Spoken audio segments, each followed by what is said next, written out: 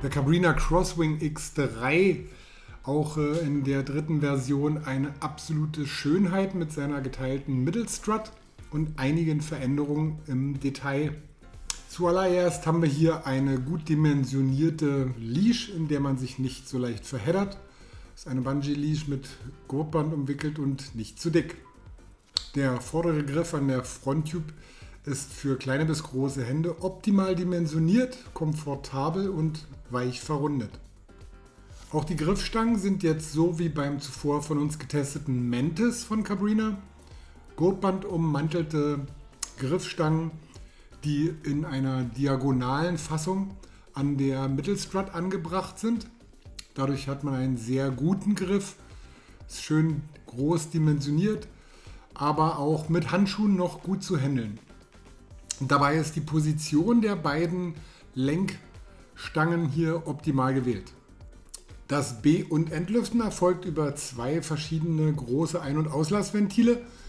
Das Ganze ist separiert, natürlich für die geteilte Mittelstrut und für die Fronttube. Dabei verbindet das One-Pump-System nur die obere und untere geteilte Mittelstrut. Unseren Testwing zieren hier zwei riesig große Fenster, durch die man wirklich einen sehr guten Blick nach Lee hat. Ein entscheidender Punkt ist, dass diese Mittelstrut, die geteilt ist, auch nochmal das Abstandstuch in der Mitte hier vorne im Fensterbereich entfernt wurde, sodass man auch dort ganz klar und einfach durchsehen kann. Also hier hat man wirklich mit Abstand die beste Durchsicht nach Lee bislang aller Wings, die wir im Test hatten. Als Flugtuch haben wir hier ein stark gecoatetes Double Ripstop Material und auch bei den Fronttube und Querstrut Materialien haben wir hier ein Ripstop Material, was sehr zugfest ist. Das Ganze ist von der Innenseite bei dem Verschluss gedoppelt und vierfach vernäht. Ein weiteres Feature zwischen den Griffen ist natürlich eine Halterung oder eine Möglichkeit der Einbringung eines Trapeztampons für die race-affinen Wing-Freunde. Die Abrisskante hat eine Tuchdopplung und die anderen Verstärkungen an diesem Wing sind aus Kevlar-Materialien. Allerdings hat man hier wirklich auch nur die absolut notwendigsten Ecken verstärkt. Die Tippbereiche am Ende sind nicht mit Kevlar verstärkt. Eine Skate-Session, da muss man ein bisschen vorsichtig sein, dass man hier den Wing nicht kaputt macht.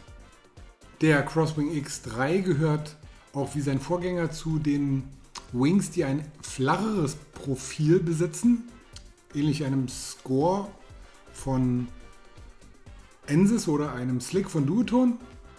Allerdings ist das Ganze hier nicht mehr ganz so flach gestaltet wie beim Crosswing X2. Sehr auffällig ist die optimale Tuchstraffung. Hier gibt es keine Falten, hier flattert nichts. Das ist alles schön glatt. Und auch beim ersten Hochhalten fällt auf, das fühlt sich hier sehr leicht an.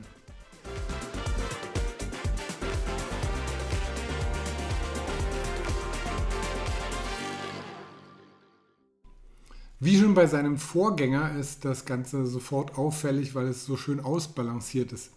Für den Startvorgang sind die Griffe hier insgesamt weiter vorne positioniert, wodurch es leichter fällt, den Wing über den Kopf für den Startvorgang zu ziehen. Dabei liefert jetzt das Profil bei einem aktiven Anpumpvorgang einen guten bis sehr guten Wert und im inaktiven, also nur dicht gehaltenen Zustand, gute Startleistung. Man hat hier eine klare Grenze gegenüber dem Cabrina Mantis. In gleicher Größe geht dieser früher los bei inaktivem Fahren. Und beim Crosswing X3 merkt man doch sofort einen etwas sportlicheren Ansatz. Dieser Wing möchte ein klein wenig mehr aktiv angefahren werden, was allerdings aufgrund der sehr guten Balance und auch der Effizienz nicht schwer fällt.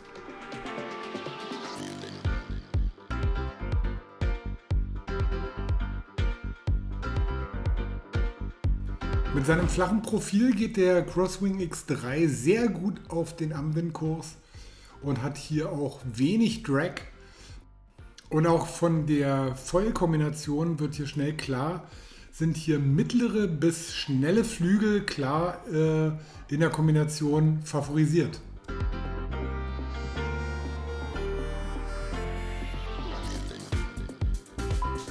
Der Crosswing X3 glänzt richtig beim Manöverhandling. Wir haben eine Hinterkante, die fast selbstständig von alleine schwebt.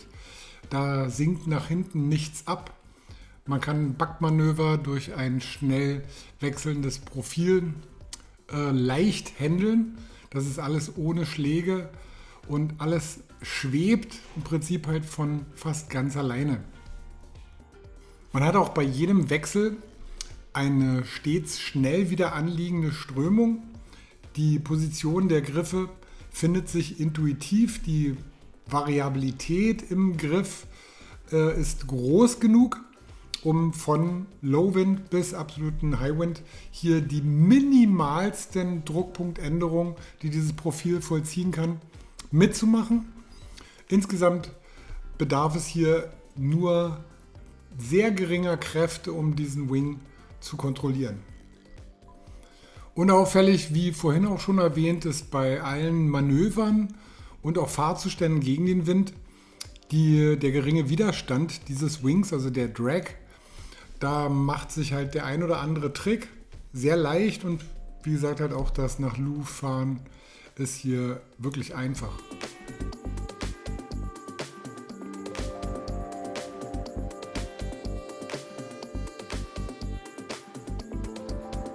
Die Sprungleistungen des Crosswing X3 sind gut. Hier braucht es insgesamt Geschwindigkeit. Vergleichsweise hat ein Cabrina Mantis hier von alleine aufgrund des tieferen Profils mehr Auftrieb und kann auch bei weniger Geschwindigkeit schon besser tragen und abheben. Aber wenn man es halt mit Speed und einem schnelleren Flügel begeht halt, dann sind die Sprungleistungen im Vergleich auch mit den anderen Wings am Markt gut.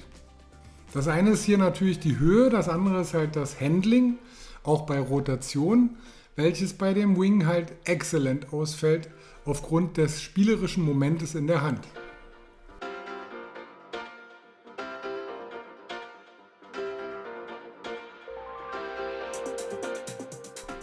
Beim Mitfliegen in der Welle schlägt sich der Crosswing X ganz exzellent. Wir haben hier diese super schöne Ausbalanciertheit von Tip to Tip. Die Hinterkante sinkt nicht ab. Er hat wenig Drag, auch gegen den Wind. Also nur bei sehr, sehr viel Wind haben wir da halt erst einen kleinen Widerstand bei starken Winkeln nach Louvre feststellen können. Ansonsten fühlt sich der Wing insgesamt immer an, wie als ob er fast nicht da wäre. Also er lässt sich jetzt echt sehr leicht kontrollieren, weil er sich wunderschön von alleine trägt.